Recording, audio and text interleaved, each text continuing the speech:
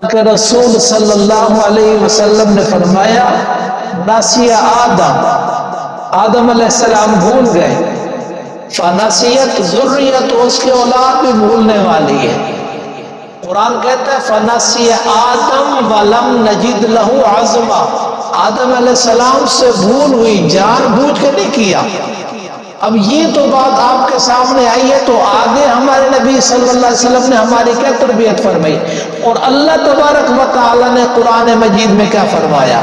آقا صلی اللہ علیہ وسلم نے اس بات سے اس طرف توجہ دلوائی کہ آدمی کوئی معاملہ کرے تو اس کی لکھائی کر لے، کیونکہ بھولنے والا ہے، کل کو بھول گیا، دینے والا کچھ اور کہتا ہے، لینے والا کچھ اور کہتا ہے، تو پھر جھگڑے ہوں گے۔ تو سبحان اللہ، اللہ تبارک و تعالی نے اس کا تذکرہ قرآن مجید میں کیا، سورۃ البقرہ میں کیا، اور قرآن مجید کی سب سے بڑی آیت میں کیا ہے، جو پوری قرآن مجید کی سب سے بڑی آیت ہے، اس کے اندر تذکرہ کیا۔ کیا فرمایا؟ یا ایھا الذین آمنوا، اے ایمان والو، اذا تداینتم بدین الی اجل مسمی، اے ایمان والو جو تم آپس میں کوئی معاملہ ادھار کا، لین دین کا کرتے ہو، فاکتبوا، اس کو لکھ لو، وَلْيَكْتُبْ بَيْنَكُمْ كَاتِبٌ بِالْعَدْلِ، اور لکھنے والے کو چاہیے کہ وہ تمہارے درمیان لکھائی کرے انصاف کے ساتھ، اس میں کوئی گڑبڑ نہ کرے۔ آدمی کے پاس جب کوئی تحریر ہوگی تو کل کوئی بھول رہا ہے تو اس کو دیکھے گا یہ تحریر ہے، یہ تحریر میں یہ لکھا ہوا ہے۔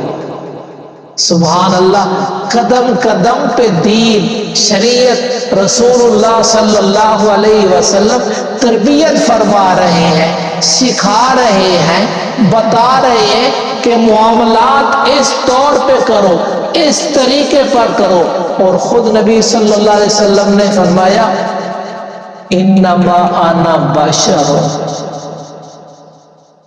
میں بھی بشر ہوں، انسا کما تنسونا، میں بھی بھول جاتا ہوں جیسے لوگ بھولتے ہیں۔ فَإِذَا نَسِيتُ، جب میں بھول جاؤں، فَذَكِّرُونِي، مجھے یاد کرا دیا کرو۔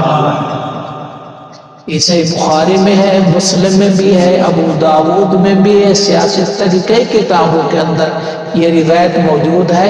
تو لکھ لینا، اس میں کسی قسم کا کوئی خطرہ نہیں ہے، کسی قسم کی ناراضگی کا کوئی معاملہ نہیں ہو سکتا۔ اللہ تبارک و تعالی ہمیں سیکھ کر، سمجھ کر، عمل کرنے کی، آگے دوسروں تک پہنچانے کی توفیق عطا